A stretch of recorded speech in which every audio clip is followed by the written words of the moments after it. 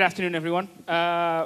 Welcome to the Rakuten Expo 2013 Industry Roundtable on exploiting e-commerce. I'm sure it's something we're all very, very familiar with it.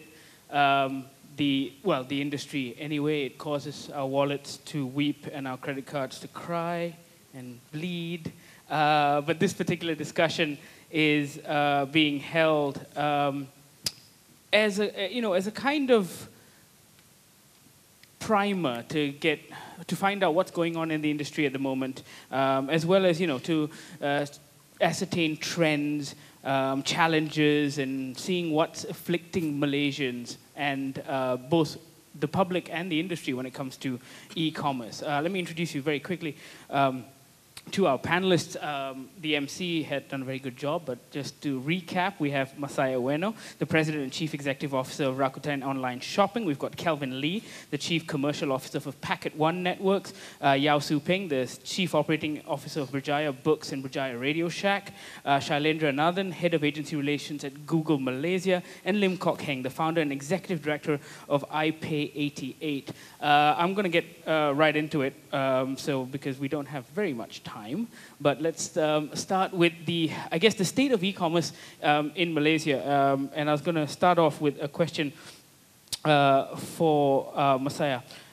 With regards to Rakuten as well, I mean, we all know how the sector is growing, not just in the world, but also in Malaysia.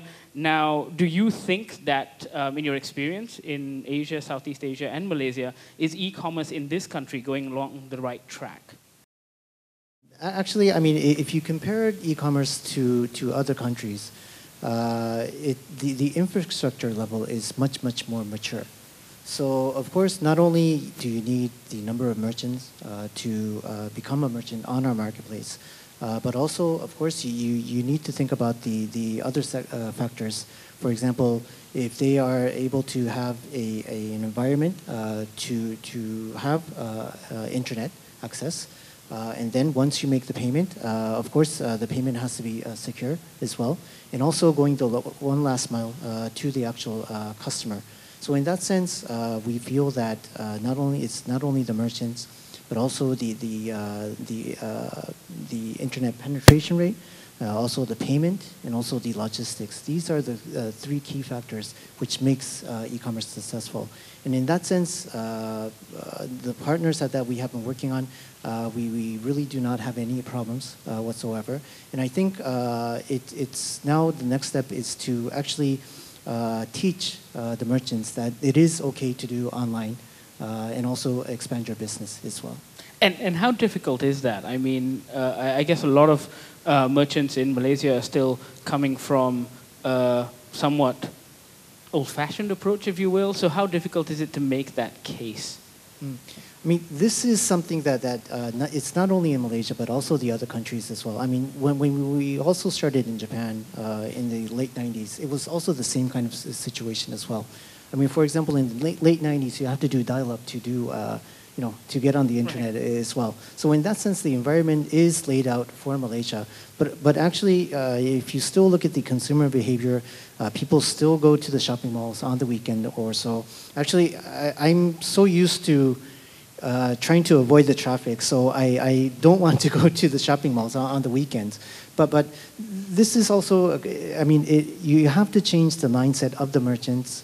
For example, there are many merchants in other countries where they only were able to sell to local markets, but now with the internet, they're able to sell throughout the country and also around the world, and also even tell the customers as well. We need to educate the customer that it is okay to sell.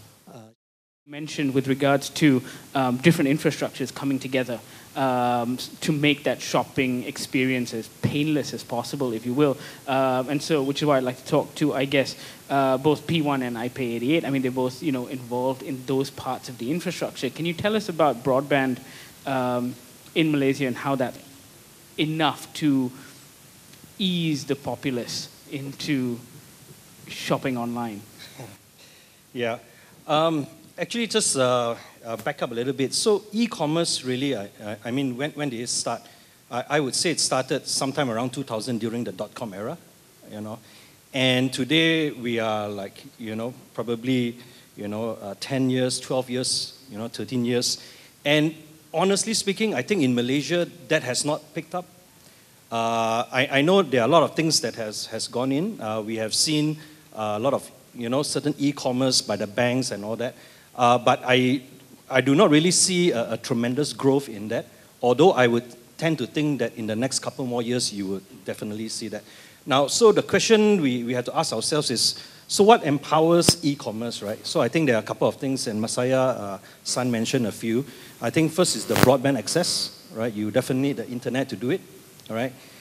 So do we have that in Malaysia? I think yes, I think we have internet access. I think if you look at MCMC stats, 66.8%, that's right. Traffic, today in households, we are already there, right? And obviously today, a lot of people are on smartphones. I think today, I read a Gartner stats recently, 72% this year will be on smartphones. So if you look at shipments of smartphones, I think this year will be about 13.5 million. Out of that, 72% is on smartphones, right? So, almost everybody will own a smartphone. That's right. I mean, there are about 1.8 billion smartphones sold, right? And right. I think in a decade, right. almost all of them are going to be, 1.8 billion phones sold, and in a decade, almost right. all of them are going to be smartphones. Exactly, yeah. So I would say internet, yep, we are pretty much there. Next is obviously payment systems, right? So e-banking, e-payment. So are we there yet? Yeah, I would think we have certainly those infrastructure in place to enable online transactions. So I think we are there. Thirdly, I would say is the logistics. Okay, so do we have logistics systems in place today? Yeah, DHL, SureReach, and a few others. I think we're also pretty much there. And fourthly, I would think is the systems, right? Do we have systems like, Rakuten's engine and some of the other engines that are made available to, to the merchants, right? So are we all there? I think we do have all these platforms and infrastructure in place.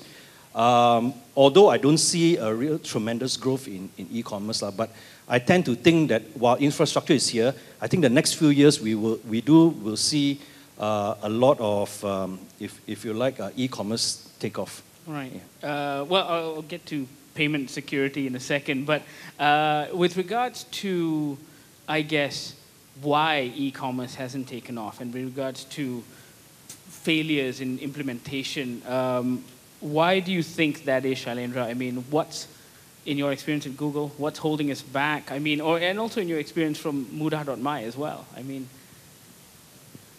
well, most of the problems and issues that most companies face is pretty prevalent across most businesses. So a lot of those issues are similar across businesses, regardless whether it's e-commerce or not. So those common problems, I think we are pretty aware of, right? Whether it's financing, the right people in the organization, talent, and so on and so forth. But with e-commerce, I think there's a bit more unique situation whereby I think a lot of companies lack the knowledge and the talent and kind of the background to run businesses online. And we see this as one of the key areas where it requires a lot of improvement. And at the same time, I think most of the time, a lot of businesses who start on e-commerce, for example, are kind of what I say as spray and pray. They kind of fail to create a niche for themselves and eventually disappearing in the whole ecosystem. And the opportunity that e-commerce gives, it's a high level of personalization, which most of the time when you walk into a retail store, for example, the retail store can't really identify you as Uma or Kelvin and so on. Right. But on the internet, you can provide a high degree of personalization. And this makes it very special, and you can really start to target individuals separately. And the biggest contributor, I think, to failure is, I think companies, setting up a website is not challenging. It's very easy, actually. But once you do that, you have to tell people that you exist. And platforms like Rakuten help you do a good job in that area. AdWords is another. So I think you have to kind of build a destination and then kind of promote and advertise what you're selling or what value proposition that you have. So I think these are kind of 2 or 3 things that are low-hanging fruits that kind of, I don't think it will guarantee success. There is multiple reasons why companies are successful, but at least you are getting onto a right start. Right. Mr. Lim, one of the most common cited, I guess, issues that people have with paying online is security, and people are concerned about, I guess, giving their credit card details out, their banking details out, etc., etc. How is that still the same thing? I mean, are we still? I don't have a problem with that anymore. I feel quite relatively secure when I pay for something online. But are Malaysians still stuck in that mentality from, I say, a decade ago, where they think someone's going to steal my number and take all my money? Yeah, good question. I think this is a question that a lot of people are very keen to find out. We have quite frequently see from international reports that says Malaysia is one of the countries where it still have very high fraud rate. However, I would see in the opposite side. I do agree with you.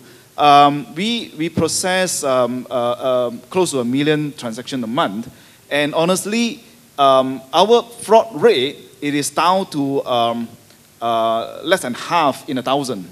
Yeah, it's pretty small. Yeah, and even that fraud is probably due to some merchant that they intentionally not delivering the product. Yeah. To online and e-commerce being a backup to, I guess, traditional brick and mortar stores. You run a whole bunch of brick and mortar stores. Do you still feel that it's something almost secondary? As a brick and mortar retailer, where and I want to make this very clear, where our core business is running brick and mortar retail stores. Now we start from that proposition. Yes, it is a secondary channel. It's an additional channel to tap into customers that we may not have today. I think a distinction, and I'm listening with quite a lot of interest. I think I'm the only dinosaur here. I'm the only one running the only brick and mortar here. It sounds to me like a mall has been built. Retailers has gone in, and everyone's wondering where the customers are. I think certainly in the Malaysian context, you need to take a step back and look at the motivation to shop. In Asia and certainly in Malaysia, shopping as in a mall as opposed to just supermarket shopping is very much a lifestyle behavior. It's not purely driven by the fact of, I need something, I'll drive to a store and get it. We're less of that kind of a society as, say, in the US, where people will drive a long way to go and get something.